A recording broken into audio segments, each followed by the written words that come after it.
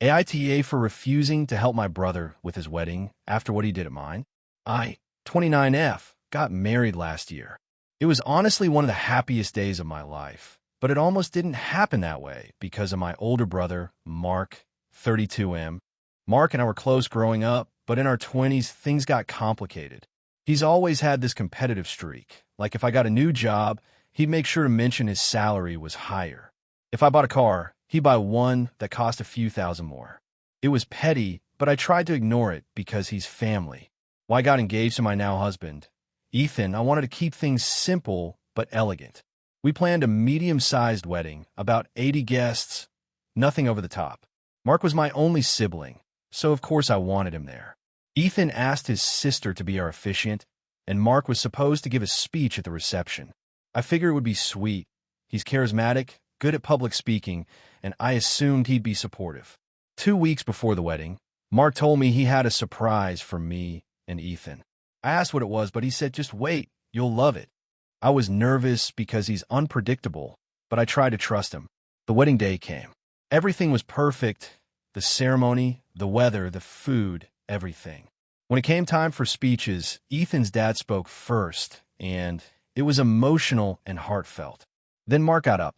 He started with some jokes, which were fine at first, but then he began roasting me in front of everyone.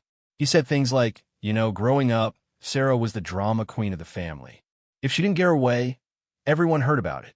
People laughed awkwardly. Then he went on about how I used to practice writing my first name with every boy's last name in high school, and how Ethan was lucky she finally stopped chasing after bad decisions. It went from funny to humiliating. Ethan looked uncomfortable. My mom looked furious, and I wanted to sink into the floor. Then he pulled out a framed photo of me and my ex from 6 years ago at my college graduation. He joked, "For those of you who don't know, this was almost the groom." Everyone went silent. I felt like I couldn't breathe. Ethan tried to get up, but I grabbed his hand and shook my head because I didn't want a scene. Mark realized he'd killed the mood and awkwardly wrapped it up with, "Anyway, cheers to the happy couple." After the wedding, I confronted him privately. I told him he'd embarrassed me and ruined part of my day. He said, "Oh, come on, it was a joke. Everyone knows you take yourself too seriously." I told him I didn't want to talk to him for a while. We didn't speak for months. Now, fast forward to this year. Mark is getting married to his fiancée, Rachel, in December. She's lovely, genuinely kind, and I actually feel bad for her sometimes because she's constantly trying to smooth over his ego. A few weeks ago, she called me asking if I could help with some of the decorations and maybe organize a small surprise video of family members giving messages to the couple. She said Mark specifically requested my help because I'm good at that kind of thing. I told her I'd think about it. That night, Mark called me himself. He said, "I know things were weird between us, but I'd really appreciate it if you could help out. You're great at planning, and Rachel wants you involved." I reminded him of what he did at my wedding. He said, "Seriously, you're still hung up on that? It was a year ago. You have to learn to laugh at yourself." I told him that I wasn't comfortable being part of his wedding planning, especially since he's never apologized. He sighed and said, "You're being petty. It's family. You can't hold grudges forever." I said, "It's not a grudge. It's a boundary." Then I hung up. A few days later, I got a call from our mom. She told me Mark was really upset and that I should be the bigger person. She said, "He's your brother. You know how he is. Don't stoop to his level." I told her that's exactly the problem. No one ever holds him accountable because that's just how he is. Since then, my family's been split. My dad thinks I'm right, but my mom and some relatives think I should let it go and help for the sake of peace. Ethan is firmly on my side and said, if the roles were reversed, he wouldn't lift a finger for you. Last week, I got another message from Rachel this time. She said she was sorry for how Mark acted last year and hoped I could still come to the wedding, even if I didn't want to help. She said she really wanted me there because she sees me as family. That message actually broke my heart a bit because I do like her. I'm torn. On one hand, I don't want to punish Rachel for something Mark did. On the other, I can't shake how deeply he embarrassed me. That moment still plays in my head sometimes when I think about my wedding. It's a memory that should have been pure joy, but now it always comes with a bitter aftertaste. Mark texted me yesterday saying, If you can't even show up to my wedding, don't expect to be in my life anymore. I haven't responded. Ethan says he'll support whatever I decide, but he also said if he's threatening to cut you off or having boundaries, maybe that's not a relationship worth saving. The weird thing is, I don't even know what I want anymore. I don't hate Mark. I just don't trust him.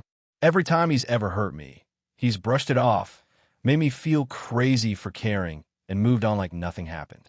I've spent years trying to keep peace with him, and it always feels like walking on eggshells. Now the whole family's watching what I'll do. My mom keeps calling saying, please, just do it for me. My dad says he's proud of me for standing my ground. Rachel's stuck in the middle, trying to calm Mark down, and I feel awful for her. Part of me wants to just show up, be polite, and let it go. Another part of me feels like doing that would mean telling him it's okay to treat me like that again. So, AITA for refusing to help with my brother's wedding, or maybe even skipping it entirely, after how he humiliated me at mine. If you enjoyed the video, don't forget to leave a like and subscribe to the channel. It helps the content grow and motivates me to create even more great videos.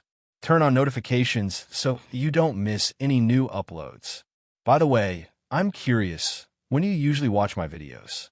While working, studying, or just relaxing at home? Let me know in the comments. I'd love to hear from you. Thank you for your support. AITA for refusing to let my sister move back in with me after she got kicked out of our parents' house, even though I have the space. So a little background.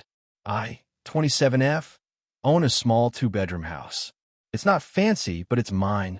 I bought it 3 years ago after saving like crazy and working 2 jobs for years.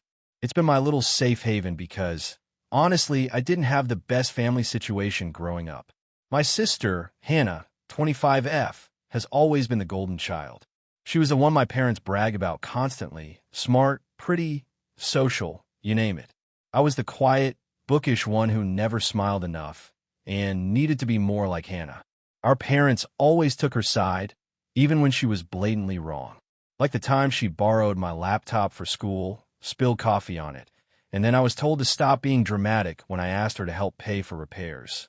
Or when she ruined a job interview outfit of mine by accidentally bleaching it because she wanted to do laundry and mixed everything together. I've spent most of my life trying to keep peace and avoid conflict, which meant swallowing a lot of resentment. After college, Hannah moved back in with my parents and has basically been coasting ever since. She has a degree but hasn't kept a steady job. My parents enabled her completely. They paid for her car, her phone, and covered her credit card bills until she gets back on her feet. Meanwhile, I was expected to be independent because you've always been so responsible. Fast forward to this past spring. Hannah apparently had a massive argument with our parents. From what I heard, she maxed out one of their credit cards on a business idea, which turned out to be buying a ton of skincare products for an MLM. When my parents found out, they kicked her out. My mom called me the next day, asking if Hannah could stay with me just until she gets settled. My gut screamed no, but my mom guilt-tripped me. She's your sister, she needs family right now, and you have a whole empty guest room. Against my better judgment, I agreed. At first, things were okay.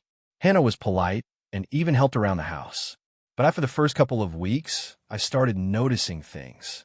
She'd leave dirty dishes in the sink for days, borrow my clothes without asking, and constantly have friends over even when I said I didn't want people in my house.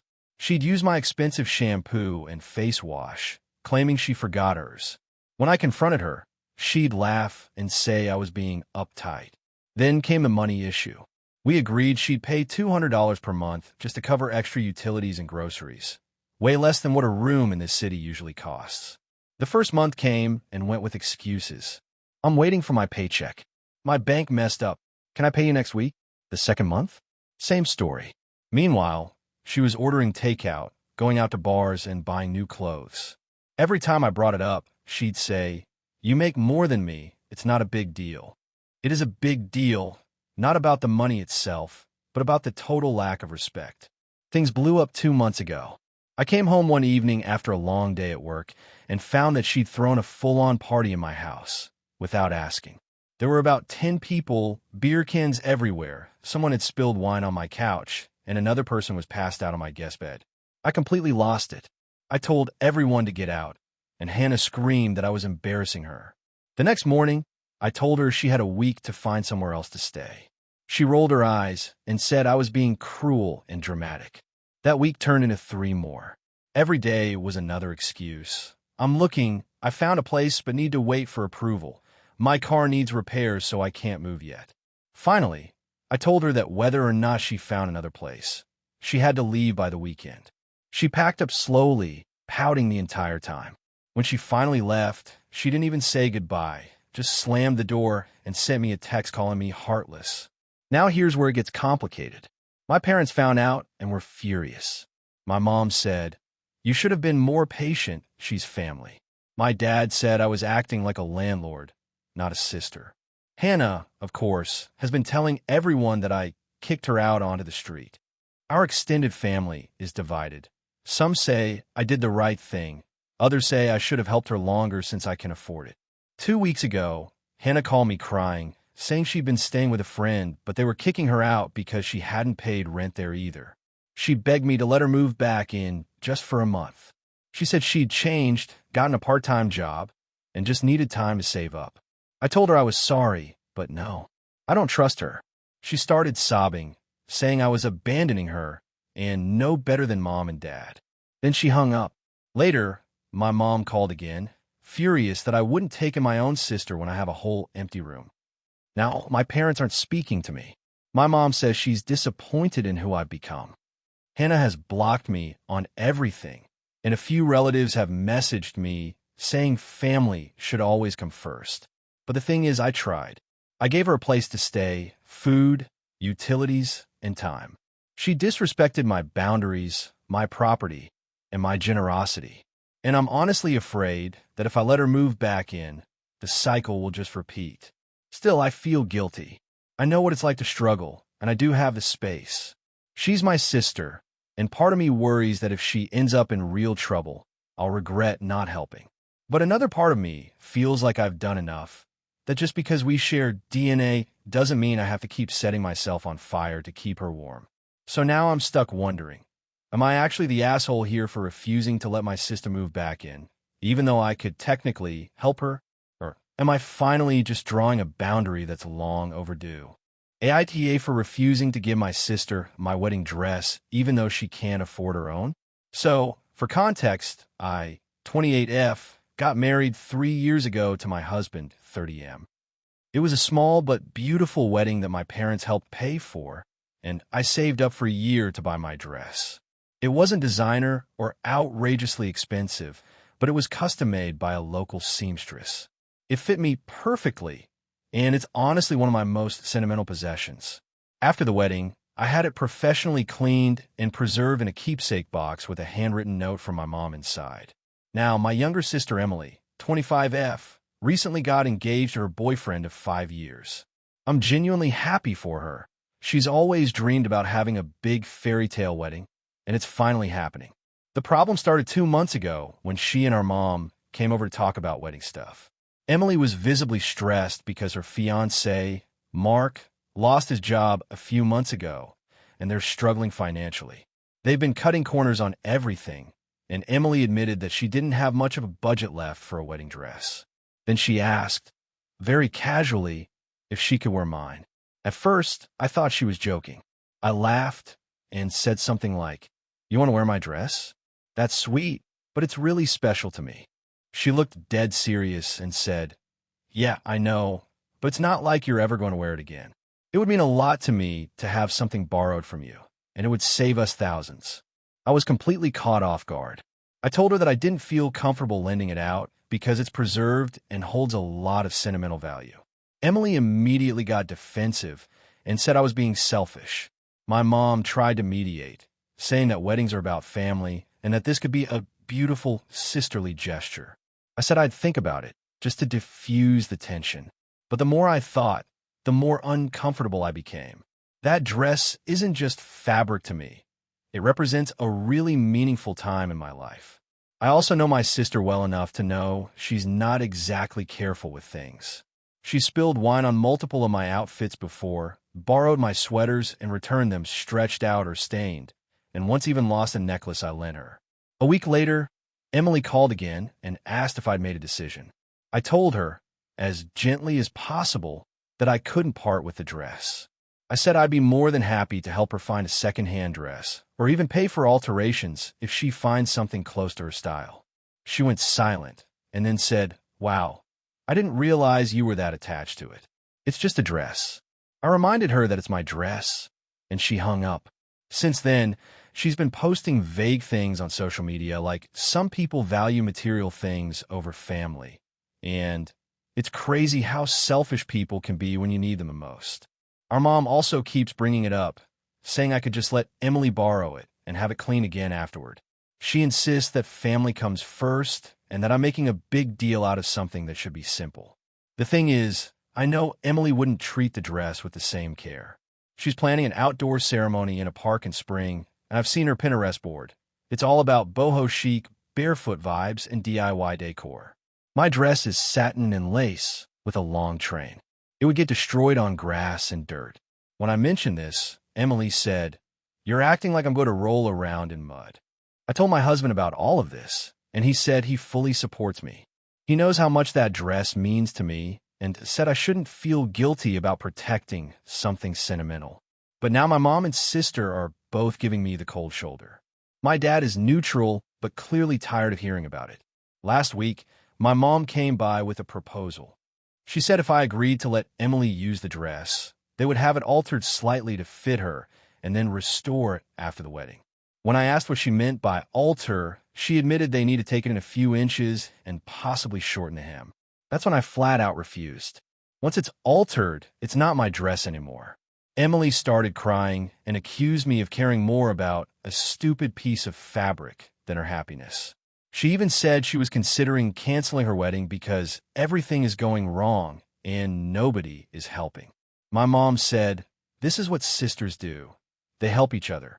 But in my mind, helping her doesn't have to mean giving up something irreplaceable. I tried to offer again to help her shop for a dress within her budget. I even found a few online for under $500 that looked beautiful. She ignored my messages. Then my cousin told me Emily is now telling relatives that I'm hoarding my wedding dress while she cries over used dresses on eBay. Now, a few of my relatives are reaching out to say I should reconsider, that it's just one day and that family should matter more. My aunt even said I should feel honored Emily wants to wear it. But I can't help feeling like I'm being guilt-tripped for having boundaries. My husband thinks they'll calm down eventually, but I'm honestly second-guessing myself. I know I could let her use it and just hope for the best, but deep down, I'd be anxious the whole time and probably resent her if it came back ruined. On the other hand, I don't want to be the reason there's bad blood between us before her wedding. It's gotten to the point where I don't even want to attend the wedding if this tension keeps up. My mom keeps saying, "You'll regret this when you're older," and my sister hasn't spoken to me in weeks. I feel like no matter what I do, I'm the villain in their story. So, am I really the asshole for refusing to lend my sister my wedding dress, even though she can't afford her own? AITA for refusing to attend my sister's symbolic wedding because I think she's disrespecting her husband's memory? So, this whole thing has turned my family upside down, and I'm honestly wondering if I've completely lost perspective. My sister, Rachel, was married to a man named Evan for 5 years. They had a great relationship by all accounts. He was kind, funny, and treated her like gold. They didn't have kids, but they built this beautiful life together. Tragically, Evan died in a car accident 3 years ago. Rachel was completely shattered. The first year after his death, she barely left the house. She went through therapy, grief groups, and for a long time, she couldn't even say his name without crying. About a year and a half ago, she met someone new, Tom. At first, it was casual, but over time it got serious. My parents and I were thrilled because we just wanted Rachel to be happy again. Tom seemed genuinely good for her. He's patient, thoughtful, and never tried to replace Evan. He even supported Rachel when she wanted to visit Evan's parents on anniversaries or birthdays. Fast forward to about a month ago. Rachel announced that she and Tom are getting married. We were all excited until she said something that immediately made me uncomfortable. She said that instead of a traditional wedding, they were having a symbolic commitment ceremony because she didn't want to legally remarry. Her reasoning? She said she still considers herself married to Evan in a spiritual sense, and she doesn't want to dissolve that bond. She said she'll always be his wife, and she doesn't believe love is something you can replace, only expand. So, she and Tom will have a ceremony, exchange vows, and live as husband and wife, but without legal documents. I thought it was strange, but didn't say anything until I saw the actual invitations. The invite read, "Join us in celebrating the sacred union of Rachel, wife of Evan and partner of Tom, as she opens her heart to love again." I stared at it for a long time, trying to make sense of it. Wife of Evan and partner of Tom. It felt wrong, like she was holding on to something that should have been allowed to rest. I called her and asked what on earth that wording meant. She said, "It means exactly what it says. I'll always be Evan's wife, but I'm also Tom's partner now. I don't see why I should have to erase one love to celebrate another." I told her I thought it was disrespectful to both Evan's memory and Tom's role in her life. I asked her if Tom was really okay being publicly referred to as just her partner while she still calls herself wife of another man. She said Tom was fine with it and understood her feelings. I said I couldn't in good conscience attend a ceremony that felt like a strange blend of a wedding and a memorial. She got very quiet and then said, "So you'd rather I be alone forever than move forward in the only way that feels right to me?" That made me feel like a jerk, but I held my ground. I said I'd support her in other ways, but I wouldn't attend the ceremony. She hung up on me. Now my parents are furious. They think I'm being judgmental and cruel. My mom said Rachel's way of dealing with grief might be unconventional, but it's still valid.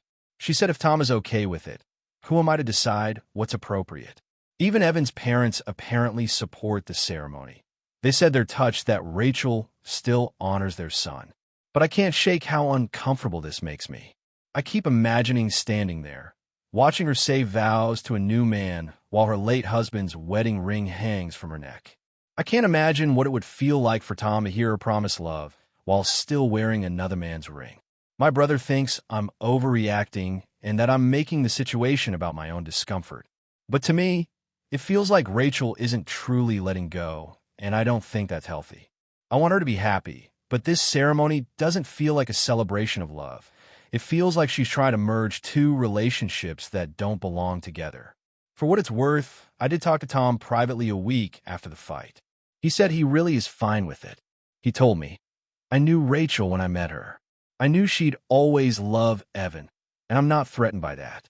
He even said he admired how loyal and honest she is about her feelings. He seems totally at peace with the situation, which only made me feel more conflicted. Since then, Rachel has barely spoken to me. She sent a short message saying she's hurt that I can't be happy for her and that I'm making her grief into something ugly.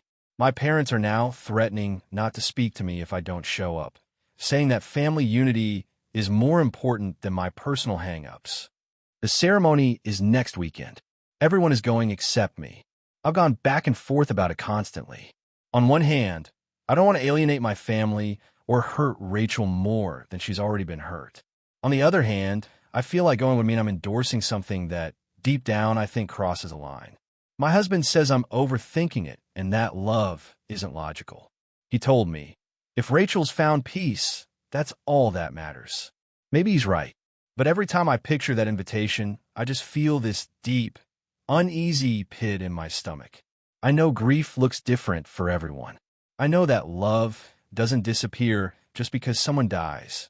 But I also believe that when you commit to a new person, there's a certain level of emotional clarity that's supposed to come with it. I don't think Rachel has that clarity. It's like she's trying to live in two marriages at once. Part of me wonders if I'm not actually upset about the symbolism itself, but about how it makes me confront my own fears. I've been married for 8 years, and the thought of losing my husband terrifies me. Maybe I'm reacting so strongly because I can't imagine ever moving on, and watching Rachel try to do it in her own way just hits too close to home. Still, I don't know how to shake the feeling that this whole situation is fundamentally disrespectful to the sanctity of marriage, to the memory of her late husband, and even to the man she's about to commit to. Everyone says I'm being unfair. Maybe they're right, but maybe I'm not. So, Am I really the asshole for refusing to go to my sister's symbolic wedding because I think she's disrespecting her late husband and her new partner at the same time? AITA for refusing to let my sister's fiancé propose at my wedding, even though it caused a massive family fight? So, 28F, got married 3 months ago to my husband, Eric, 30M. We had a small but elegant ceremony, about 80 guests, mostly close family and friends. We both come from big families, and we wanted our wedding to be intimate but still fun. Everything was planned down to the tiniest detail, and honestly, it was the happiest day of my life. Well, it should have been, if not for my sister, Lila, 25F, and her fiancé, Jason, 27M. Lila and I have always had a complicated relationship. She's the golden child in our family, the one who gets praised for everything. Growing up, it was constant comparisons. Her grades were better, she was prettier, more outgoing, more fun. I was the responsible one, the quiet one, the one who didn't cause trouble. Our parents adore her, and while I love her, I can't pretend it's always been easy being her sister. A month before my wedding, Lila called me to run something by me. She said Jason had been planning to propose soon and wanted to do it at a special event surrounded by family. She then asked, in her overly sweet voice, if he could propose at my wedding. I genuinely thought she was joking. I laughed at first and said, "You mean at the reception? Like during the party?" She said, "Yeah, it would be so romantic. Everyone's already dressed up. The photographer will be there. It's perfect." I told her no, firmly but politely. I said, "Lila, that's our day. I've been planning this for over a year. I want the focus to be on the wedding, not another big event." She got quiet and said, "Wow, I didn't think you'd be so selfish." I told her that if Jason wanted to propose with family around, maybe he could do it the day after the wedding during brunch. Everyone would still be in town. She said she'd think about it and hung up. I didn't hear anything else about it until the day of the wedding. The ceremony went beautifully. No issues, everyone cried at the right moments, and I genuinely thought we'd moved past the proposal thing. But during the reception, right after the cake cutting, I noticed Jason whispering to my maid of honor, Anna, and gesturing toward the DJ booth. Anna looked uncomfortable. I walked over, and before I could ask anything, Jason announced loudly, "Excuse me, everyone. Can I have your attention?" I froze. He reached for Lila's hand, and she was already tearing up, like she knew. My stomach dropped. I walked up and said, probably louder than I intended, "Jason, stop." Everyone went silent. You could have heard a pin drop. I said, "This is not happening. Sit down." He looked stunned. My dad stood up and said, "Honey, what's the problem? Let the boys speak." And that's when I lost it. I said, "The problem is that this is my wedding. This isn't the time or place for a proposal." Jason mumbled something about wanting to make the day even more special, and Lila started crying big dramatic tears. She said, "You're humiliating me in front of everyone," and ran out of the room. Jason followed. The rest of the reception was painfully awkward. Some guests avoided me. Others said I was right. My mom spent most of the night glaring at me, and my dad kept saying I'd overreacted. The next morning, I got a long text from my mom saying I'd ruined a beautiful moment and embarrassed Lila in front of everyone. She said I'd turned a joyous family memory into a scene. I reminded her that Lila knew I didn't want a proposal at my wedding, and she went behind my back anyway. My mom said I should have just let it happen and talked about it later. For the record, Jason did propose to Lila 2 weeks later at a restaurant, and she said yes. But she hasn't spoken to me since. She even told people I screamed at her in front of everyone. I didn't scream. I raised my voice because the DJ's music was loud. My parents are now saying I owe her an apology for embarrassing her, and they keep implying I'm jealous because she's getting married now. Here's the thing, though. This wasn't a spur-of-the-moment idea. They planned it. Jason had the ring, the speech, and even asked the DJ for a mic. He fully intended to hijack the moment I'd been planning for over a year. Eric supports me completely. He said he's proud I stood my ground and that it was wildly inappropriate for them to try it. My in-laws agree, and so do most of our friends. But the family pressure is relentless. I've gotten multiple texts from cousins and even my aunt saying I could have been more gracious. Part of me wonders if I really did overreact. I know weddings can bring out high emotions, and maybe I could have pulled them aside quietly instead of calling it out in front of everyone. But I genuinely panicked. I was angry, shocked, and hurt that my own sister would try to steal the spotlight like that. A week after the wedding, my mom invited us all over for family dinner to clear the air. I agreed, hoping it would help. It didn't. The entire dinner turned into a blame fest. My mom said, "Lila just wanted to share her happiness with you." And I replied, "By making my wedding about her?" My dad said I could have handled it with grace, and Lila, through tears, said, "I just wanted one nice memory with my family. You made it ugly." At that point, I realized there was no winning. I told them that if she had respected my boundary in the first place, none of this would have happened. I also pointed out that proposing at someone else's wedding is considered rude in most circles, but my parents dismissed that as internet nonsense. Since then, I've distanced myself from them. Eric and I are focusing on our new life together, but the tension is still thick. My mom keeps saying time will heal things, but honestly, I'm not sure I want to heal things until someone acknowledges that what they did was wrong. A few days ago, Lila posted an engagement photo on Facebook with the caption, "After a long road, we finally get our happy ending," which felt like a dig at me. My parents commented with hearts and "so proud of you." Meanwhile, half my extended family still thinks I'm the villain for ruining the proposal that almost was. I don't know. I didn't want drama. I just wanted one day, my day, without having to compete with her. So, AITA for stopping my sister's fiancé from proposing at my wedding, even though it caused a family fallout. AITA for refusing to let my sister and her kids move into my house, even though she's basically homeless now. So I, 33F, bought my own house 2 years ago after working my butt off for nearly a decade. It's a small 3-bedroom place in a quiet area. Nothing fancy, but it's mine. I've always been the responsible one in my family.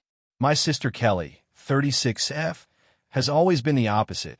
Impulsive, bad with money, always finding herself in dramatic situations, and somehow expecting others to clean up the mess. Growing up, our parents constantly bailed her out of whatever crisis she created. When she got pregnant at 19, my parents raised her son for the first 3 years while she got her life together. When she dropped out of her job to start a business, my dad paid her rent for nearly a year. When that business failed, everyone acted like it was just bad luck, not poor planning. Meanwhile, I worked 2 jobs through college, didn't take loans, and built my life quietly. About a month ago, Kelly called me in tears. She, her husband, and their 3 kids, ages 14, 9, and 5, had been evicted from their rental house because they were behind on rent. Her husband, Mark, had been laid off last winter, but instead of job hunting, he decided to finally focus on his music. I wish I was joking. Kelly was working part-time at a salon, but quit last summer because she said it was toxic. They've been figuring things out ever since. Anyway, she said they were staying at a motel for a few nights, but couldn't afford to stay longer. She asked if they could move in with me just for a few months until they got back on their feet. My gut reaction was no, but I didn't say that immediately. I told her I needed time to think.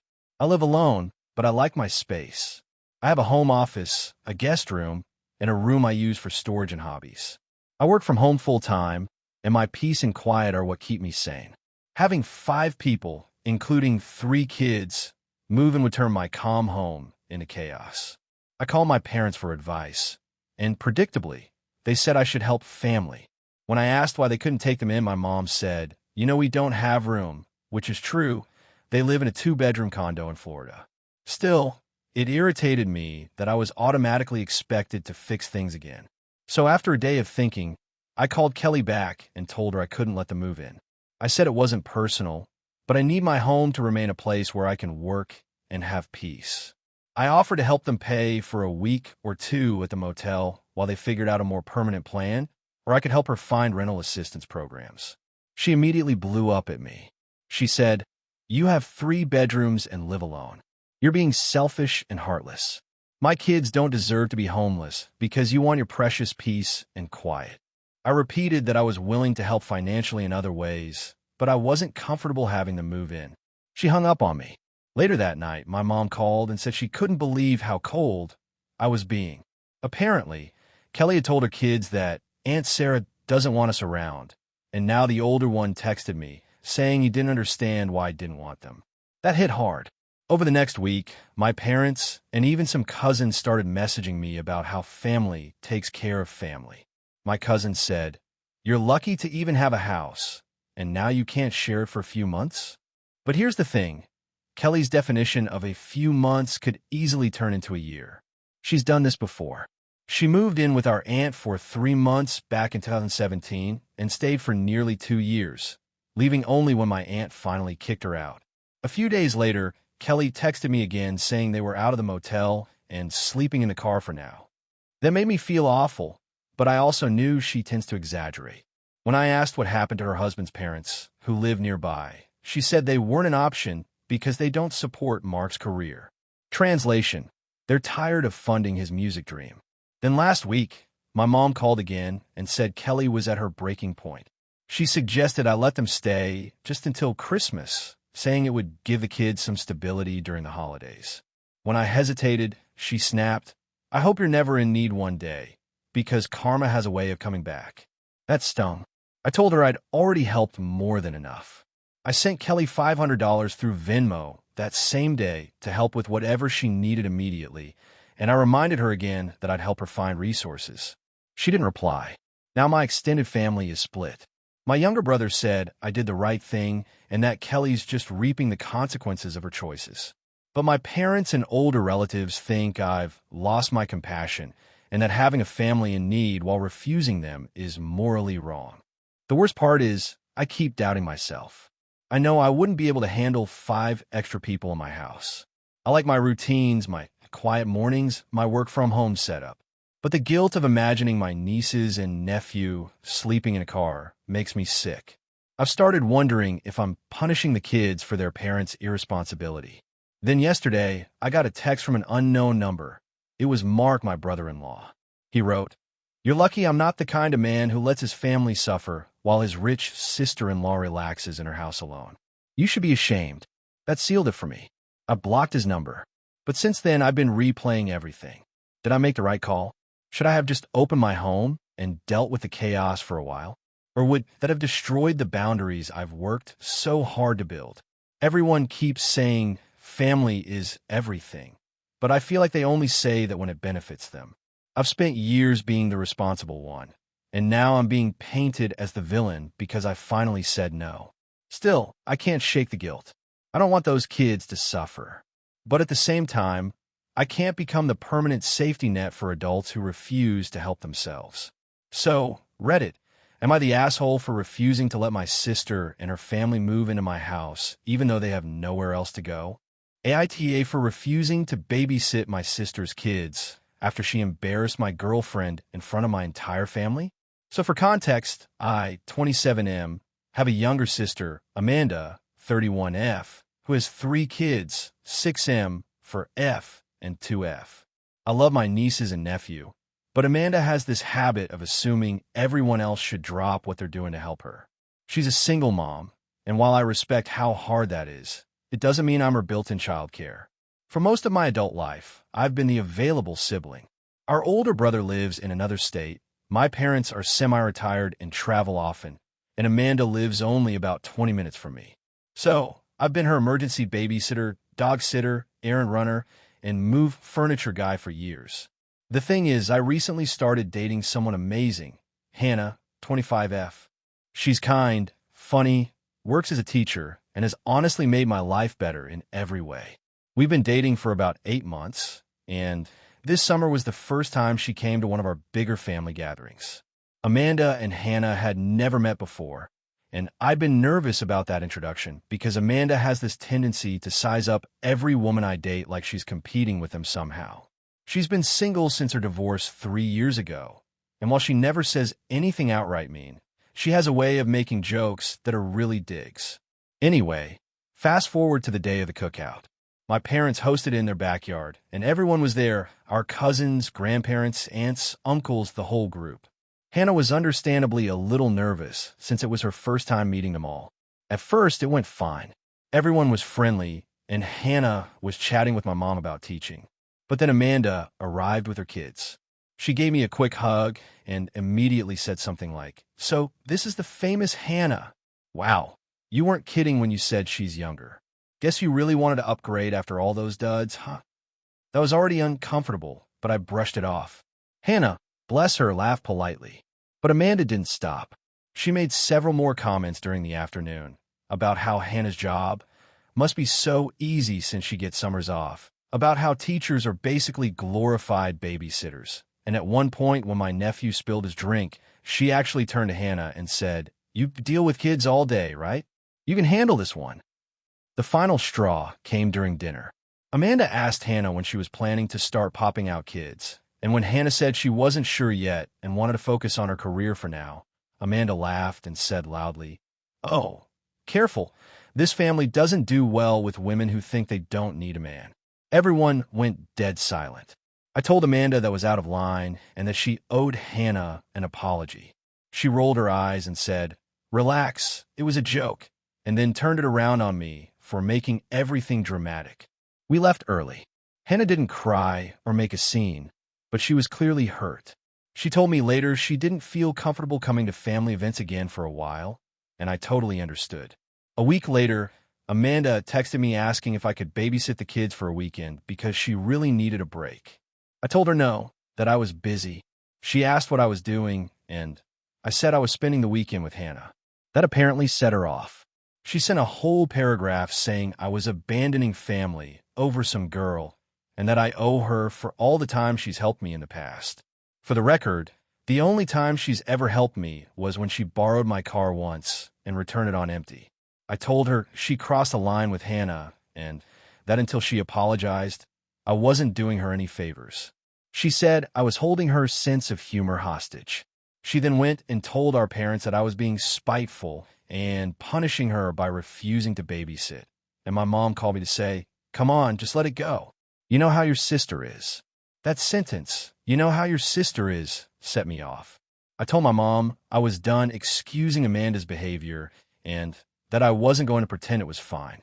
My mom tried to mediate, saying Amanda was just stressed and joking the wrong way. But I said unless she actually apologizes to Hannah directly, I'm not budging. It's been 3 weeks, and Amanda hasn't said a word to me. She posted a few passive-aggressive things on Facebook about some people forgetting who was there for them, and family who turns their back when you need them most. My aunt even texted me to say she thought I was overreacting and that I shouldn't let a woman come between siblings. The thing is, I love my family, but this whole thing has opened my eyes to how often Amanda gets away with stuff just because everyone's tired of calling her out. I'm tired of always being the one who's expected to bend.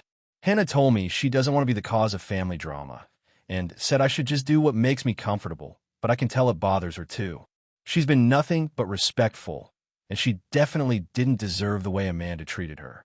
Now my mom is hosting a small birthday dinner for my dad next weekend, and Amanda already RSVP'd that she's bringing the kids. My mom called again to make peace, suggesting that I just babysit once in a while to show there are no hard feelings.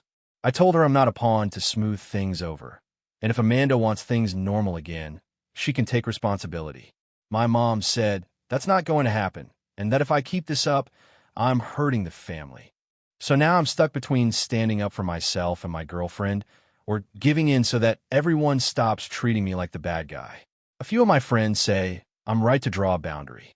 Others say it's petty to refuse to babysit over an argument that's technically not between me and Amanda, but between her and Hannah.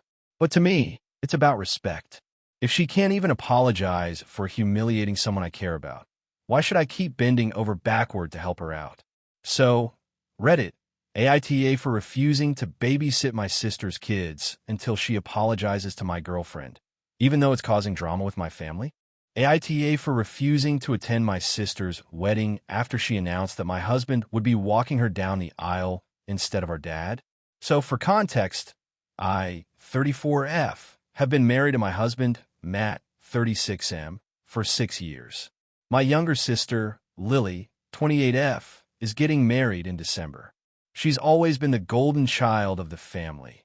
She's bubbly, outgoing, and has this ability to make everyone love her instantly. I've always been the quieter one, more introverted, and growing up, I felt like I lived in her shadow. Still, I love her, and I've tried to be supportive in everything she does. Our dad passed away 3 years ago. It was sudden and really hard on all of us. He and Lily were especially close. He used to call her his little star. After his death, we all struggled in different ways. I went through a pretty dark period with grief, and Matt was my rock. He helped me hold it together, managed everything when I could barely function, and became like a son to my mom since Dad's passing. When Lily got engaged last year, she asked me to be her maid of honor. I was genuinely touched and said yes immediately. I helped with all the planning, the engagement party, dress shopping, even handling her over-the-top in-laws who wanted everything to be some fancy, overproduced event. I put in time, money, and emotional energy to make things easier for her. About a month ago, Lily came over for dinner. Halfway through, she said she had a special announcement about the wedding. She looked right at Matt and said, "I have something I want to ask you." Then she asked him, in front of me, if he would walk her down the aisle in Dad's place. I froze. Matt looked shocked and immediately glanced at me. He didn't say yes right away. He kind of stammered and said, "That's really thoughtful, but maybe I should talk to my wife about it first." Lily looked hurt and confused, and then she turned to me and said, "I just thought since you and Matt have always been so strong together and Dad loved him, it would be symbolic, like he's part of our family too." I tried to keep it together in front of her, but I honestly felt blindsided. That's a deeply personal thing. Walking someone down the aisle is an emotional, symbolic act. Our dad's memory is sacred to me. Having my husband fill that role for my sister felt wrong. It's not his place. After Lily left, I told Matt how uncomfortable I was. I said I understood that she missed Dad, but asking my husband felt like she was crossing a boundary. He agreed that it felt strange, but he also said he didn't want to hurt her feelings because she clearly idolizes him as this big brother figure. I called Lily the next day and told her gently that I didn't think Matt was the right person for that role. I suggested she ask our uncle or maybe even our mom if she wanted someone symbolic from the family. She immediately got defensive and said, "You're just jealous that Dad loved me more, and now you can't stand that Matt and I have a bond." That hit a nerve. I told her she was being unfair and that this wasn't about jealousy. It was about boundaries and respect. She hung up on me. 2 days later, I got a text from my mom saying I was overreacting and should just let Lily have her way because it was her special day. She said Dad would have wanted us all to get along. I tried to explain how hurtful it felt that no one saw my side, but my mom kept repeating that I should be the bigger person. Over the next few weeks, things got worse. My family started excluding me from group chats about the wedding. My aunt texted me privately saying Lily had been crying and telling everyone I was trying to ruin her big day out of spite. Apparently, Lily told people that I forbade Matt from participating and that I'm territorial. Then, last week, I got the official wedding itinerary, and my name wasn't listed as maid of honor anymore. Instead, it just said bridesmaid, Sarah, friend. I texted Lily to ask what was going on, and she said, "I just thought since you're so upset about everything, maybe it's better if you have less stress that day." That was the final straw for me. I told her if that's how she felt, I wouldn't be attending the wedding at all. She said, "Do what you want, but don't expect anyone to take your side when you're being petty." Now all my family is furious. My mom called me yesterday and said I'm breaking her heart and that I should apologize to Lily for making a scene. She said Lily was just trying to honor Dad in her own way and that I've made it all about me. I told her I've spent my entire life making things about Lily, and for once, I just wanted a boundary to be respected. Mom hung up on me. Matt feels awful. He's been trying to stay neutral, but he told me that deep down he agrees with me, that it was inappropriate and unfair for Lily to ask him like that. But now he's getting messages from Lily's fiancé saying that real men step up for family, and that Matt's refusal has embarrassed Lily in front of everyone. I don't know what to do anymore. I feel like my family has turned this into something I never intended. I didn't forbid anyone from anything. I just said I was uncomfortable with my husband playing a role that belonged to our late father. Part of me wonders if I should have just let it happen and avoided all the drama. Maybe it really would have been simpler to smile through it and let Matt walk her down the aisle. But another part of me feels like if I'd done that, it would have hurt even more, watching my husband take the place of my dad while everyone clapped and smiled. Now I'm sitting here thinking about the wedding that I spent months helping plan, knowing I won't even be there. My family isn't speaking to me, and Lily has blocked me on social media. Was I really that wrong for standing up for myself and my father's memory? Or did I ruin my sister's big day over something that maybe shouldn't matter this much? AITA? Hey friends, if you enjoy this content, don't forget to like the video and share your thoughts in the comments. We really want to know what you like and what can be improved. What do you think of the video?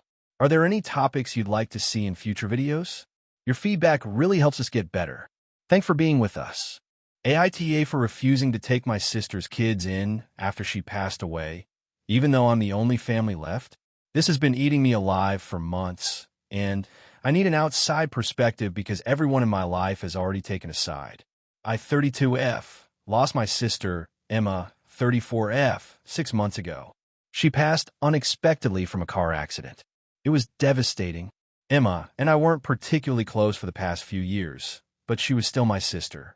She left behind 2 kids, 7 and 9, and their father, my brother-in-law, Mark, 36M, had been out of the picture for years.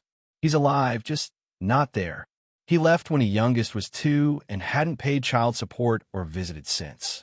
I live a few states away, in a small 1-bedroom apartment. I work in marketing, single, no kids, and I've always been pretty open about not wanting children. I love my freedom, I love traveling, and I love that my life is my own. My sister, on the other hand, was the exact opposite. She loved being a mom, and she used to joke that I was missing the gene. After the funeral, I stayed for a few days to help sort through things with Emma's friend, Lydia, who had temporary custody of the kids until things got figured out. That's when I found out Emma had named me as the guardian in her will. I was shocked. She never told me that. Not once. We had spoken maybe once every few months in the past couple of years, mostly surface-level stuff. She knew how I felt about kids, and she also knew I didn't have the space or the finances to raise 2. But she'd written it down anyway. Lydia showed me the paperwork, and I felt sick reading it. The lawyer explained that because the father's parental rights hadn't been legally terminated, he had to be contacted first. But apparently, he'd already said no to taking them in when CPS reached out. So the next in line was me. I told him I couldn't do it. Not because I didn't love my sister, but because I knew I would not be the kind of parent those kids needed. I didn't have a stable home for children, I didn't have the income for childcare, and more importantly, I didn't want to raise kids. It felt cruel to upend my entire life and half-heartedly parent 2 grieving children out of guilt. Everyone exploded. My mom passed away years ago, and our dad is estranged, so that left extended family, and they were livid. My aunt told me I was spitting on Emma's memory. My cousin called me heartless. Lydia, the friend, stopped speaking to me altogether. Eventually, the kids were placed with a foster family in the same town.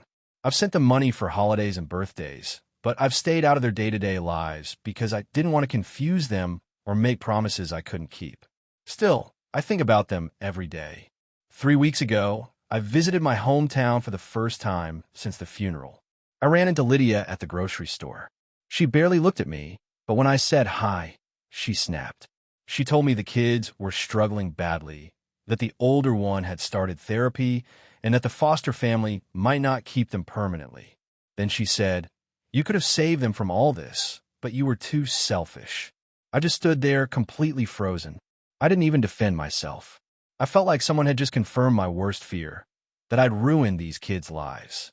Later, I went back to my car and cried until I couldn't see. Because the truth is, I do feel selfish. But I also feel like I made the only responsible choice I could.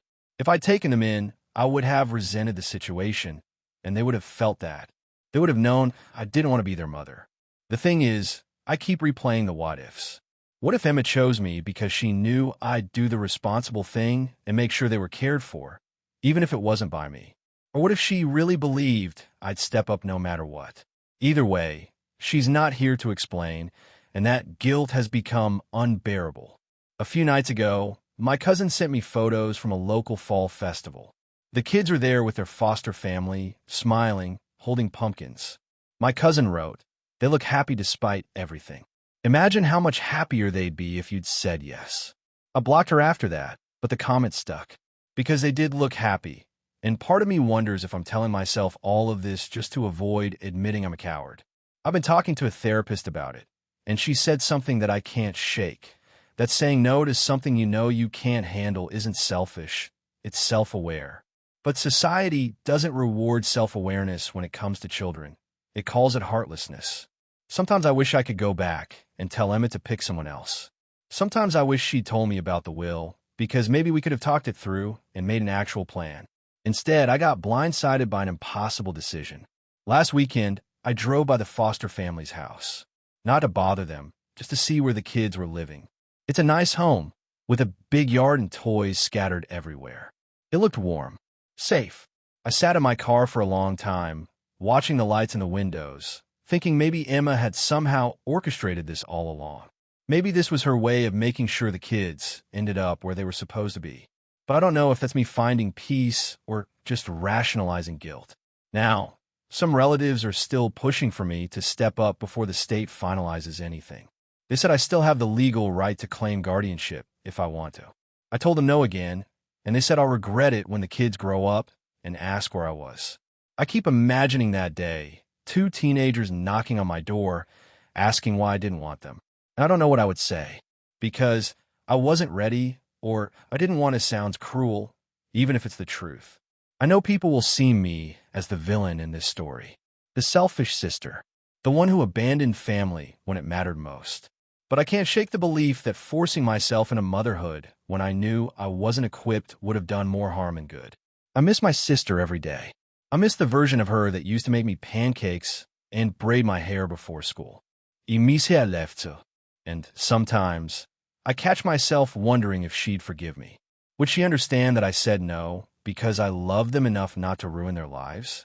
Or would she see me the same way everyone else does, as the sister who walked away? AITA? AITA for refusing to attend my sister's wedding because of her fiancé's behavior, even though it's caused a huge family rift? I'm 28F, in a bit of a mess, and honestly don't know if I'm in the wrong. My younger sister, Lily, 25F, is getting married next month, and I've decided I'm not going. It hasn't gone down well with my family, and I'm starting to question myself, so I wanted to get some perspective. Some background. Lily and I have always been close, but our relationship has been strained over the past few years due to her choice of partners. She's had a string of questionable boyfriends, and while I usually try to be supportive, this last one, Mark, 27M, has been different. From the beginning, he's made me extremely uncomfortable. He's controlling in ways that I've seen firsthand, manipulative, and dismissive of anyone who doesn't fully agree with him. It started with small things. He would interrupt me during family dinners, make condescending jokes about my job and hobbies, and insist on correcting me in front of everyone, even about trivial stuff. I brushed it off, thinking maybe it was just his awkwardness, but over time, the behavior escalated. I started noticing subtle manipulations with Lily. He would gaslight her into believing she was overreacting when she mentioned feeling stressed or unhappy. My parents seemed to miss it at first because Lily would laugh it off and say I was overreacting. 2 months ago, my concerns became more concrete. Mark threw a welcome to the family dinner at his apartment and invited only a few family members. During the evening, he openly criticized my living situation, told me my lifestyle was immature, and then made a comment implying I was selfish for not being married yet. I tried to laugh it off, but it was humiliating, and I left early. I brought this up to Lily privately, trying to explain why I felt uneasy about him. I emphasized that I didn't want to make her feel like I was attacking her, but I couldn't ignore what I was seeing. She initially seemed receptive, but then got defensive, accusing me of trying to control her choices and ruin her happiness. I reminded her that I wasn't trying to stop the wedding, just that I didn't want to be around someone who made me feel disrespected and was potentially abusive. She called me dramatic and told me I was creating a wedge in the family for no reason. The final straw came last week. Mark found out that I had shared my concerns with my mom in confidence. He confronted me aggressively, claiming I was poisoning the family against him. The conversation escalated, and he ended up yelling at me in my own living room while Lily watched. She didn't intervene, just told me later that I was overreacting and that I should apologize to him. I refused, saying that I wasn't going to apologize for standing up for myself. After that incident, I told Lily that I couldn't attend the wedding. I explained that it wasn't about her, but about being in the presence of someone who has repeatedly disrespected me and caused emotional distress. I offered to celebrate her in other ways, like hosting a small brunch or going out with her friends, but I made it clear I couldn't be at the ceremony itself. The reaction from my family has been overwhelming. My parents are hurt and confused. They said I'm being selfish, that this is Lily's special day, and that I'm overreacting. My aunts and uncles are divided.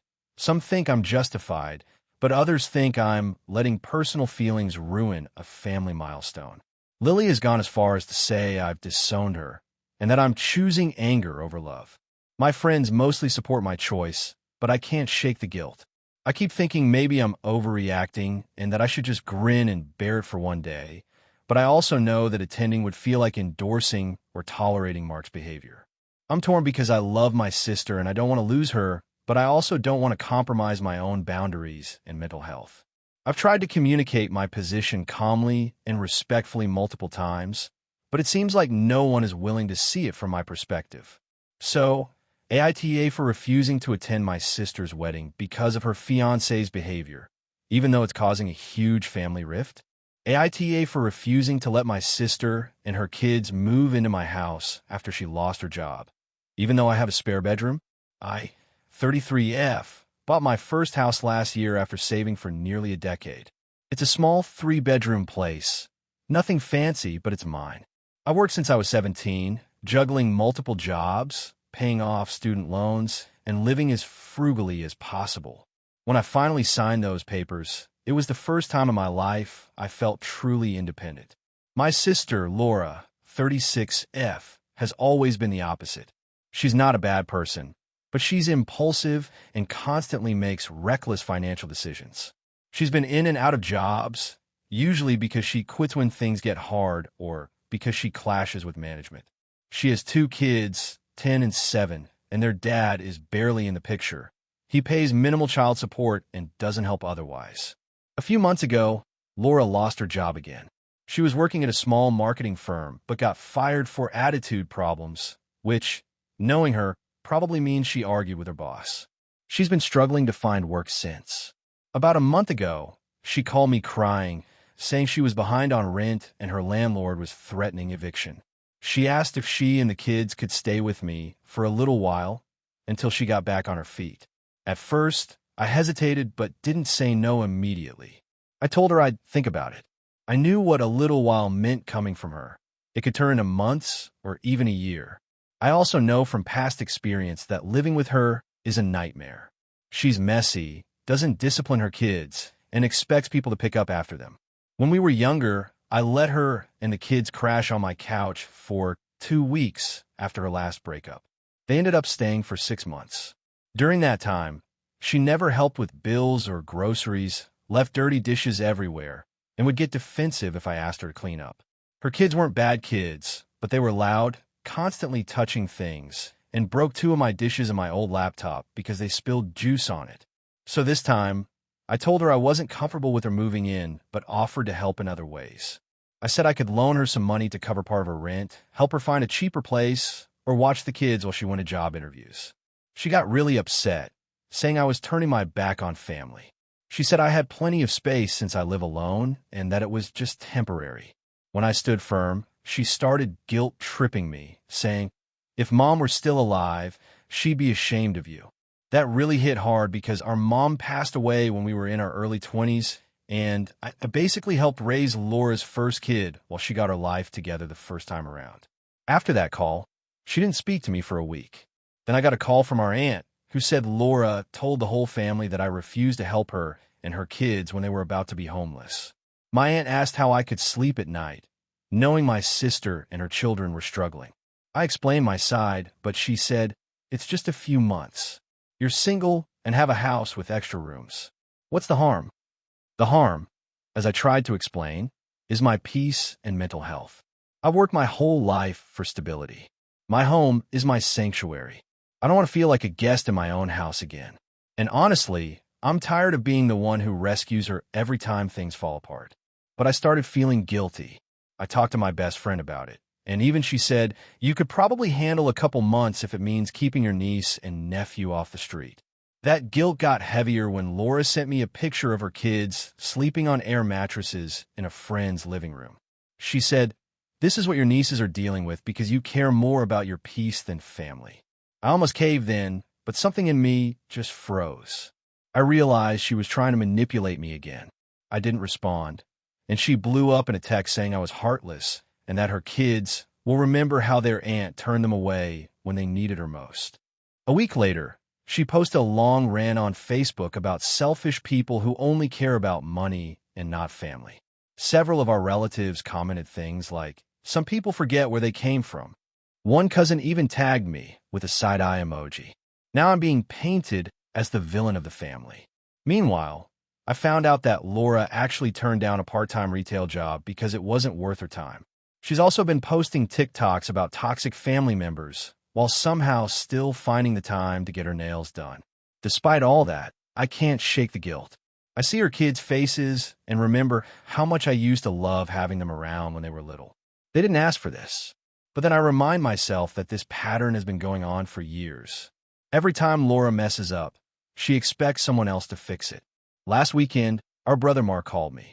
He's usually neutral, but even he said I was being too harsh. He suggested I let them stay just a few weeks while Laura figures things out. I asked if he would take them in instead. He immediately said, you know I don't have space. He lives in a 2-bedroom apartment with his girlfriend, but still, it's convenient that space only becomes an issue when it's his turn to help. I told him that I love Laura and the kids, but I won't sacrifice my mental health again. He sighed and said, you're choosing pride over family. That stung. So now I'm torn. On one hand, I know I have every right to protect my space and peace. On the other hand, I can't stop thinking about those kids. They didn't do anything wrong. But if I let them in, it won't be temporary. I know that deep down. It'll spiral into the same pattern as before. To add fuel to the fire, my dad called yesterday after hearing the whole story from Laura. He's been mostly absent from our lives, but suddenly decided to weigh in, saying I should do the right thing and help your sister, she's family. I asked him if he could take them in, and he said his new wife wouldn't be comfortable with that. Of course, I've been losing sleep over this. My house feels like it's under a moral spotlight. I know I can make space for them, but at what cost? My peace, my privacy, and maybe even my finances? Still, that lingering guilt is eating at me. I can almost hear my mom's voice telling me to take care of my sister. But then I remember that I did for years, and she never learned. So, AITA for refusing to let my sister and her kids move in, even though I have the space to help. AITA for refusing to let my sister's fiancé move into my house after he lost his job, even though it means she might not come to my wedding. I, 29F, am getting married in December. My fiancé, 31M, and I bought a house last year and have been slowly renovating it ourselves. It's not huge, but it's ours. We've been planning our wedding for almost a year, and I've been trying to keep things as stress-free as possible. That was going okay until my sister, Emma, 26F, got engaged to her fiancé, Jason, 27M. Emma and I have always been close, though she's had a bit of a reputation in the family for being dramatic. She's emotional, spontaneous, and sometimes expects people to drop everything to help her. I'm more of a planner, the type who writes lists for lists. Despite our differences, I love her deeply, and she's my maid of honor. Jason seemed nice when I first met him. He's charming, a bit of a jokester, and clearly adores Emma. But he's also one of those guys who can't seem to hold a job. In the 3 years they've been together, he's worked at least 6 different places, quitting or getting fired from most. Emma has always made excuses for him: bad management, unfair bosses, not his passion, etc. About a month ago, Jason lost his latest job. According to Emma, his boss was toxic and undervalued him. They were renting a small apartment together, but after a few weeks, they fell behind on rent.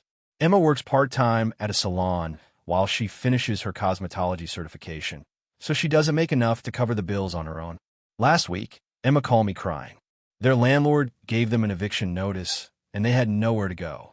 She asked if they could move in with me and my fiancé just for a month or two, while Jason looks for another job. Now, I'm not heartless. I know how expensive rent has become. But the thing is, my house has only 2 bedrooms, ours and a small guest room that's currently being used as storage for wedding supplies and furniture from the renovation. We also both work from home half the week, and our space is already tight. More importantly, I don't trust Jason to actually look for a job or contribute. He's been between jobs before, and somehow those breaks always turn into months of him gaming all day while Emma worked herself to exhaustion. I told her I couldn't accommodate them, at least not both of them, especially with the wedding coming up. I offered a compromise. She could stay here alone for a couple of weeks until she figured something out, but Jason couldn't. I even said I'd help her look for temporary housing or help them move their stuff into storage. She went silent for a moment, then said, "So you're just going to abandon me when I need you most?" I tried to explain that it wasn't about her. It was about Jason's history and the fact that we simply don't have space. She accused me of hating him and thinking I'm better than them because I have a house and a stable job. 2 days later, my mom called. Apparently, Emma told her that I refused to help and kicked them out on the street. My mom sided with Emma, saying I should put family first, especially since it's only temporary. I reminded her that Jason had temporarily lived with them for 6 months last year, and he never paid a cent of rent or lifted a finger. Mom sighed and said, "He's trying, sweetheart. You don't understand how hard it is for young people right now." The thing is, I do understand. I just don't think it's fair that my fiancé and I should take on someone else's financial mess when we're trying to start our own lives. After that, Emma sent me a long text saying she and Jason would find somewhere else to go and that I shouldn't expect her to show up and smile at my wedding when I clearly don't care about her happiness. She ended it with, "Enjoy your perfect little life without me." It's been 2 weeks, and she hasn't spoken to me since. My mom keeps nudging me to be the bigger person and apologize, saying Emma is hurt and embarrassed. My dad, who's usually quiet about family drama, told me privately that he supports my decision, but suggested I try to mend things before the wedding. The part that's eating at me is that Emma and I have always pictured each other's weddings as big, joyful family events. I can't imagine her not standing next to me as my maid of honor. But at the same time, I can't bring myself to regret my decision. The last time Jason stayed with my parents, he left beer cans all over the living room, used my dad's car without asking, and got into a shouting match with a neighbor. I can't risk that kind of chaos right before my own wedding. Still, I've started to wonder if I was too harsh. Maybe I could have let them stay for a couple of weeks if I set strict boundaries. My fiancé supports me completely. He said he doesn't want some lazy freeloader crashing on our couch right before we host guests for the wedding. But when I think about how devastated Emma sounded, I start to feel guilty. To make things worse, my mom told me Emma and Jason are currently staying with one of Jason's friends, and the place is apparently not great. Mom made sure to mention that Emma cried herself to sleep last night. She said I could have spared her that pain if I just opened my home. Now, I'm torn between standing by my boundaries or trying to make amends just to keep peace before the wedding. Part of me feels like if I cave now, it'll just teach Emma that she can guilt me into anything. But another part of me hates the idea of walking down the aisle without my sister there. My fiancé thinks she'll eventually come around, but knowing Emma, she can hold a grudge like no one else. My mom is pressuring me to do the right thing and call her, but every time I consider it, I picture Jason lounging on my couch in his boxers while I'm running around prepping for the wedding, and I just can't. So now I'm sitting here wondering if I really am the selfish one. Did I let my fear of Jason's behavior cloud my judgment? Should I have helped my sister no matter what, even if it meant extra stress and discomfort for me and my fiancé? Or is it fair to protect our space and peace, even if it hurts someone I love? AITA for refusing to let my sister and her fiancé move in with me, even if it means she might not come to my wedding?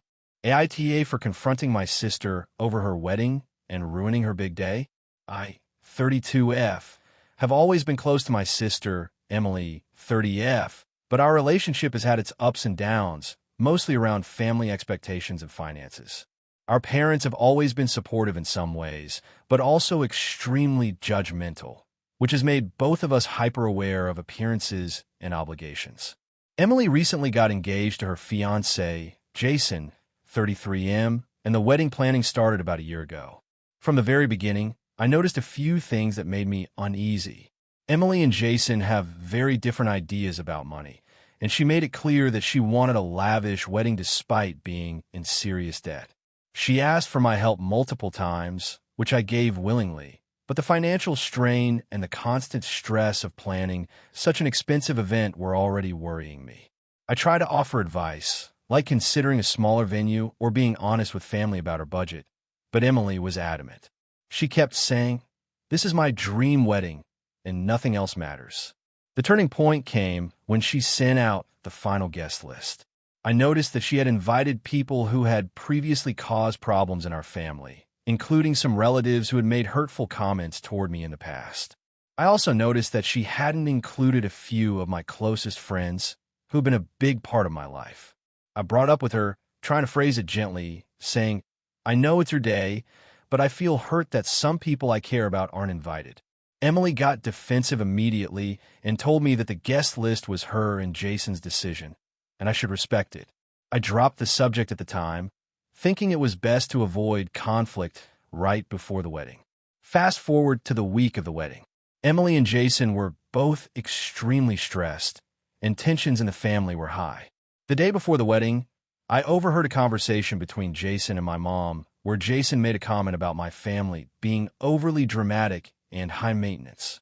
This upset me because I know Jason has a tendency to say things that undermine others to make himself look better. I decided to step in and talk to Emily privately that evening. I tried to keep my tone calm, but I expressed that I felt hurt and disrespected by how some things have been handled, including the guest list, the way Jason talks about family, and some comments from our parents that were being swept under the rug. Emily got very upset. She accused me of trying to ruin the wedding and said I was overreacting. I tried to explain that my goal wasn't to ruin anything, but I wanted her to understand my perspective before the big day. Jason walked in at some point, and things escalated further. He started arguing with me, calling me overly sensitive and selfish. I defended myself, telling him that dismissing my feelings was not okay and that I wanted to support Emily without feeling like I was being pushed aside. The next morning, the wedding day itself, Emily asked me to stay out of the way, which I agreed to, but during the ceremony, she suddenly confronted me in front of the guests.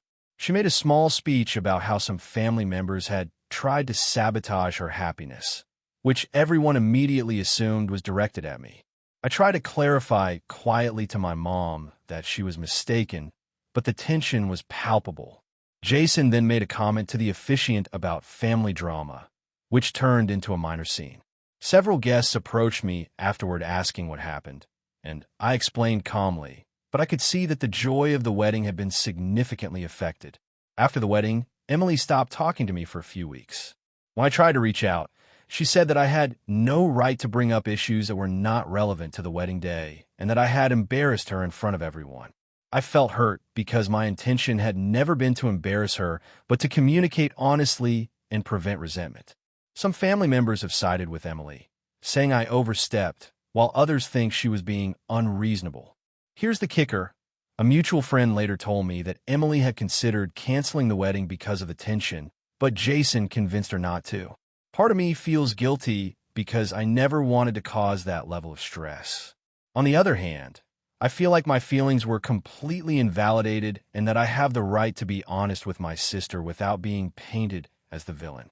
I haven't spoken to Emily since the wedding, and I don't know if I should try to reach out again or just let things cool down. Part of me wonders if I really did overstep or if I was justified and tried to stand up for myself and my family. So, Reddit, AITA for confronting my sister over her wedding and unintentionally ruining parts of her big day. AITA for refusing to pay for my sister's wedding after she excluded me from the planning. I, 28F, have always had a complicated relationship with my sister, Emily, 32F. Growing up, we were close, but over the years, we drifted apart, mainly because of our wildly different lifestyles. Emily is very traditional, very social, and deeply involved in our extended family. I, on the other hand, have always been more introverted, financially cautious, and career-focused.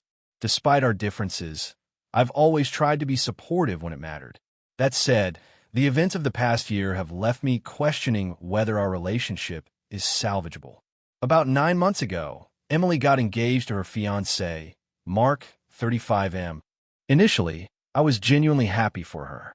She called me immediately after he proposed and told me she wanted me to be involved in the planning. At first, I was excited. Weddings are big for families, and I've always loved helping friends and family organize things. But almost immediately, things started feeling off.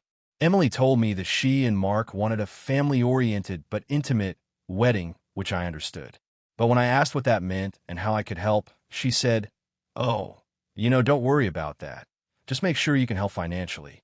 I assumed she meant the usual wedding expenses, contributions toward the dress, maybe part of the venue, or covering costs for my own travel and accommodation. I didn't think much of it. I could manage. I'd saved a bit for emergencies and family events, and I didn't mind contributing if it meant helping my sister.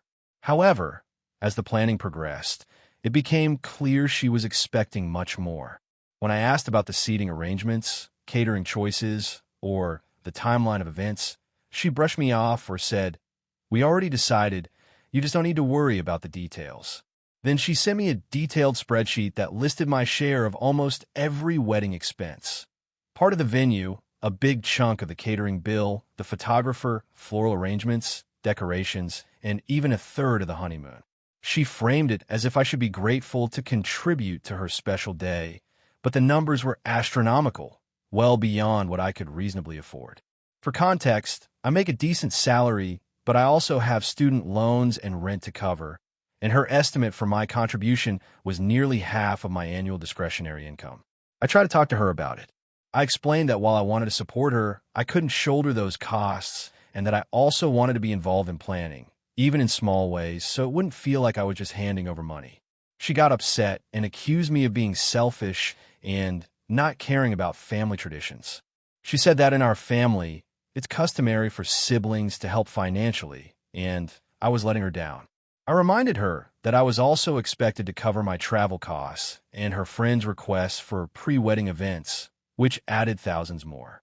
She told me those were non-negotiable parts of being a supportive sister. Things came to a head when she sent me another list, this time detailing my contribution to a bridal party dress, shoes, hair, and makeup for multiple events leading up to the wedding. The total of everything she expected me to pay was more than I could reasonably spend without going into credit card debt. I refused to pay and explained again that I was happy to help in non-financial ways, like helping plan logistics, crafting DIY decorations, or coordinating invites, but I could not contribute money at the level she was demanding. Emily's reaction shocked me. She went to our parents and framed it as me refusing to support my sister and ruin her wedding. Our parents were understandably disappointed, but they also understood my side. They knew what her demands were and admitted that the expectations were unrealistic. Still, Emily has stopped talking to me for weeks, and her fiancé is apparently upset as well, though I haven't spoken to him directly. The wedding went ahead without me contributing financially, but I did attend. I helped with small things where I could, like running errands and helping with decorations I could personally afford. During the event, Emily was distant, and she barely acknowledged my presence. Some relatives have texted me privately to say that they think I was in the right for not overextending myself financially, while others have criticized me for letting my sister down and not valuing family. It's not just the money, though. I feel hurt that she excluded me from the planning entirely while simultaneously expecting me to shoulder such a huge financial burden. I feel like if she had involved me genuinely, I would have been happy to contribute emotionally and in practical ways without it being a huge financial strain. But the way she approached it made me feel like a walking checkbook rather than a sister. Since the wedding, Emily has only sent a few terse texts and has blocked me from the group chats with other family members. I don't know how to repair this relationship, and part of me wonders if it's even worth trying if she views me purely through the lens of financial support. My parents have suggested I write her a heartfelt letter explaining my perspective, but I worry it would be ignored or dismissed. I also feel guilty for not meeting her expectations, but at the same time, I feel like her expectations were unfair from the start. So, Reddit, AITA for refusing to pay for my sister's wedding after she excluded me from the planning and demanded I cover exorbitant costs. I genuinely tried to help in ways that didn't put me in financial jeopardy, but she seems to see that as me being selfish. I want to preserve our relationship, but I also don't want to be treated like an ATM. The story is long, but the situation has left me feeling isolated and unsure whether my stance was reasonable. I'm trying to balance family loyalty with personal financial responsibility, but I can't tell if I've crossed a line or if Emily is just being unreasonable. I'm bracing myself for judgment, but I really want to understand if I handled this the wrong way or if I was justified in drawing financial boundaries. This story is approximately 6,700 characters, fits the Reddit AITA style, and captures the interpersonal drama, moral dilemma, and relatable tension that tends to make posts go viral. If you want, I can also draft a second variant that's even more dramatic and emotionally charged, which tends to gain even more engagement. Do you want me to do that? AITA for refusing to let my parents meet my newborn after they showed up to my baby shower, wearing funeral clothes? So, I, 28F, had my first baby 3 months ago, a little girl. My husband, 31M, and I were over the moon when we found out I was pregnant. It was something we'd been hoping for, and it felt like our family was finally starting to take shape. The problem is, my parents didn't share that enthusiasm. My parents have always been dramatic, I guess. I was their miracle child, born after years of infertility and a stillbirth before me. Because of that, they've always treated me like this fragile, perfect thing that shouldn't change. I think in their minds I was supposed to stay their baby forever. So when I got married, they already felt replaced. My mom even cried during our wedding toast about losing her little girl. My dad didn't say much, but looked like he was attending a funeral. When we announced my pregnancy, they didn't say congratulations. My mom's first words were, "You're really ready to stop being our daughter?" My dad said, "Guess we'll have to bury the last piece of our old life." I thought they were joking, grim, weird jokes, but jokes nonetheless. Except they weren't. Throughout my pregnancy, they refused to acknowledge it in any normal way. They wouldn't say baby or grandchild. My mom referred to my daughter as the new arrival or the change.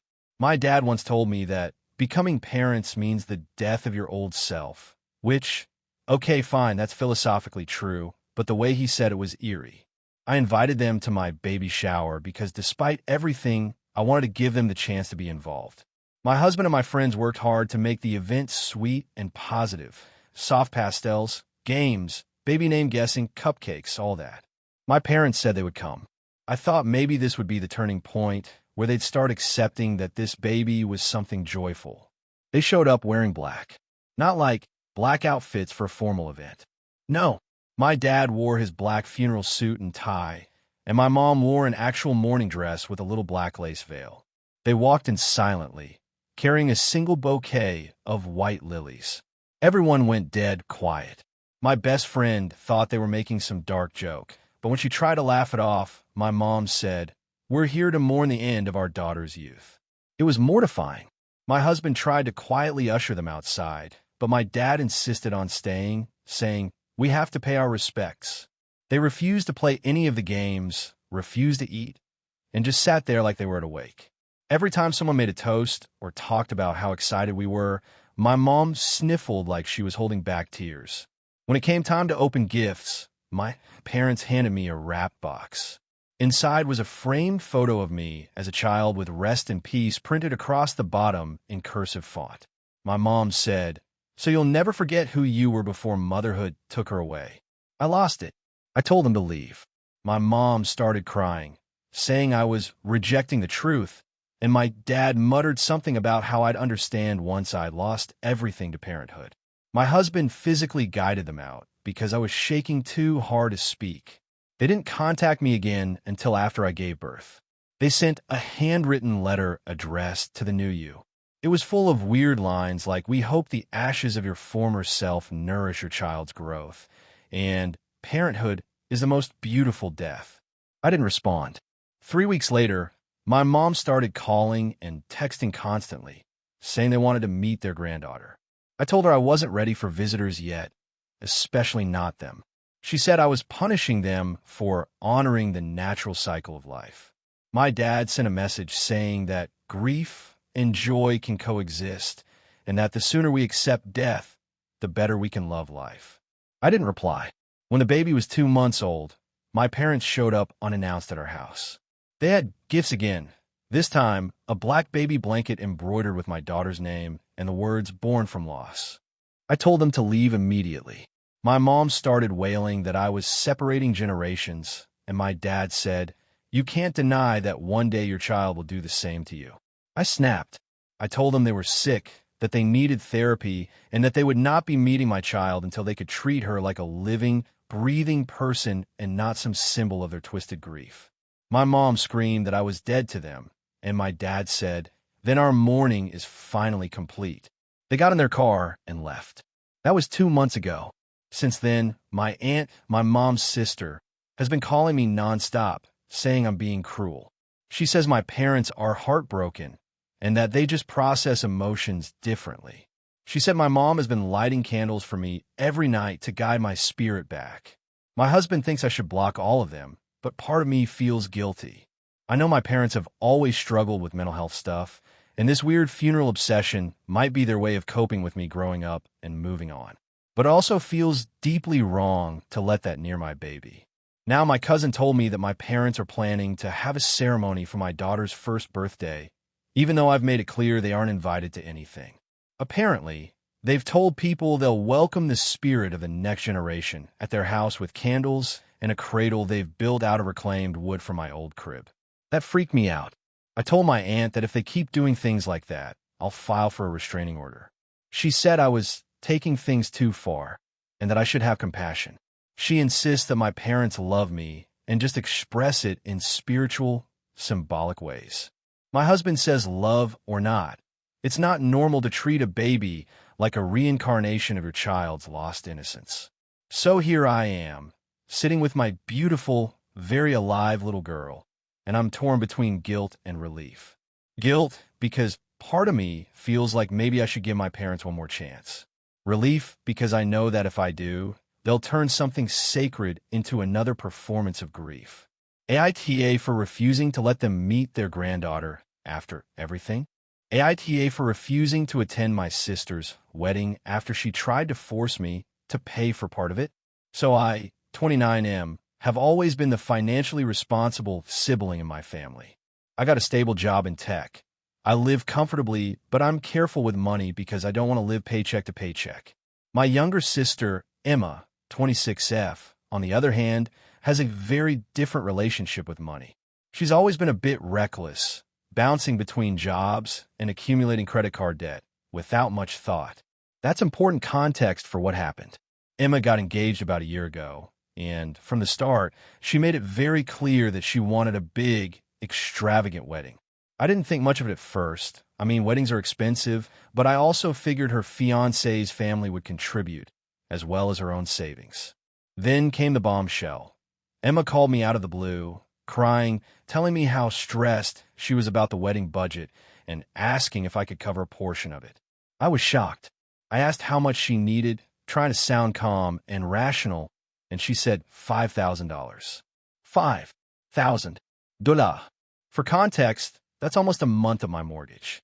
She explained that her fiancé's family wasn't helping at all. Her parents could only contribute a little, and apparently, I was the only one who could save the day. I told her I couldn't just hand over that much money. I offered to help in other ways, like helping her plan a budget, DIY decorations, or even making some calls to vendors. But she got upset, saying I was being selfish and not supporting my own sister's big day. Over the next few weeks, this escalated. Emma kept sending me lists of items she wanted me to cover, things like photography, catering, even part of the honeymoon. I kept politely refusing or offering alternatives that wouldn't cost me thousands. Each time, She'd cry or guilt trip me, saying things like, "I can't believe you'd let me go into debt for my wedding." She started sending passive-aggressive messages to my parents, claiming that I was not there for my family, which is untrue because I help my parents in other ways all the time. Finally, a month before the wedding, Emma crossed a line. She sent me a spreadsheet with every expense and highlighted and read the parts she expected me to pay. When I pointed out that this wasn't fair, she told me she expected me to contribute or at least not be a barrier to her happiness. At that point, I told her that I was stepping back from funding any part of her wedding and that I wouldn't be attending if my presence was going to be contingent on me paying thousands of dollars I don't have lying around. This resulted in a huge blowout. She accused me of being selfish, heartless, and ungrateful. My parents were upset too because they thought I was overreacting, saying it's normal for siblings to chip in for weddings. I tried to explain that yes, helping occasionally is normal, but being expected to cover a large fraction of the total cost is unreasonable. My parents partially sided with her and partially with me. They agreed I shouldn't be forced to pay, but they also felt I could have found a compromise. I told them that I'm not against compromise, but it shouldn't involve me emptying my bank account to save her dream wedding. Since then, the tension has been extreme. Emma has unfollowed me on social media, refuses to speak to me directly, and has even told mutual friends that I refuse to support her big day. I feel guilty because part of me wishes I could just pay to avoid family drama. But at the same time, I genuinely think being forced to pay thousands is unreasonable. I've offered non-monetary help repeatedly, and she keeps rejecting it. I've also considered going to the wedding anyway, thinking I could just attend and avoid money talk, but she made it very clear that if I wasn't contributing financially, my attendance would be awkward. My parents suggested I just go and keep my distance, but knowing Emma, she'd make a scene if I didn't contribute. So right now, I'm leaning towards skipping the wedding altogether. I'm wondering if I'm overreacting. AITA for refusing to attend my sister's wedding because she tried to force me to pay for part of it. Additional details for context. I do give gifts for family events, birthdays, and holidays, but nothing close to thousands of dollars. I do give gifts for family events, birthdays, and holidays, but nothing close to thousands of dollars. I've been financially supporting myself since college and have no debt, which I'm proud of, but I also can't afford to subsidize someone else's expensive lifestyle. I've been financially supporting myself since college and have no debt, which I'm proud of, but I also can't afford to subsidize someone else's expensive lifestyle. My parents and other relatives have tried to mediate, but everyone has a different opinion, and I feel like I'm being painted as the villain. My parents and other relatives have tried to mediate, but everyone has a different opinion, and I feel like I'm being painted as the villain. This situation has caused me a lot of stress because family means a lot to me, but I also have boundaries.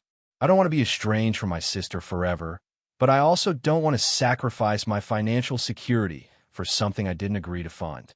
I keep thinking maybe I should just bite the bullet and attend, but part of me feels like that's giving in to unreasonable demands. At the same time, I'm scared of how this will affect our family long-term. AITA here. Character count, 6,412. Thank you for watching until the end. If you enjoyed this video, don't forget to like and subscribe to the channel so you won't miss new videos also. Leave a comment. I'd love to hear your thoughts. Your support and engagement mean a lot to me. See you in the next video.